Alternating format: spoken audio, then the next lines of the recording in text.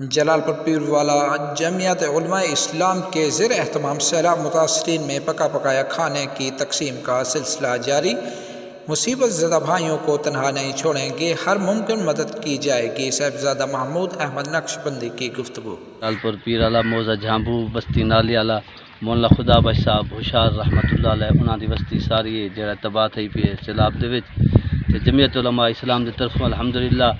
جے تک سارے کن کوشش تھی سکی ہے راشن وغیرہ پہنچائے سے تو ہن بھی الحمدللہ سارے جنرل سیکرٹری مولانا محمود احمد صاحب جمعیت علماء اسلام تحصیل جلال پور پیر والا تے جنرل سیکرٹری انہاں دی سرپرستی دے اندر ہن بھی الحمدللہ جڑا کوئی تھی سکے وہ اساں تقسیم کیتے سے، اور اللہ انہاں دی مدد آپ فرماوے، اللہ جنہ حضرات نے تعاون کیتے اللہ انہیں جزائے خیر عطا فرماوے۔ واقع جلال پور پیر والا جمعیت علماء اسلام تحصیل جلال پور پیر والا نے سیلاب زدگان کی مدد کرنے کا سلسلہ شروع کر دیا۔ گزشتہ روز جمعیت علماء اسلام تحصیل جلال پور پیر والا کے جنرل سیکرٹری صاحبزادہ محمود احمد نقشبندی اور ڈپٹی سیکرٹری اور جمعیت امیر شعبہ تبلیغ مولانا قاری حسین احمد مدنی کی زیر نگرانی قاری محمد حنیف، قاری محمد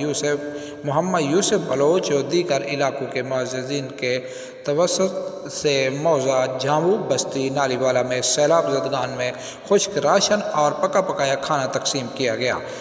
اس حوالے سے صاحبزادہ محمود احمد نقشبندی کا کہنا تھا سیلاب زدگان کی امداد کا یہ تیسرا مرحلہ ہے کہ سیلاب زدگان کی امداد کی جا رہی ہے۔ انشاءاللہ اگلے مرحلے میں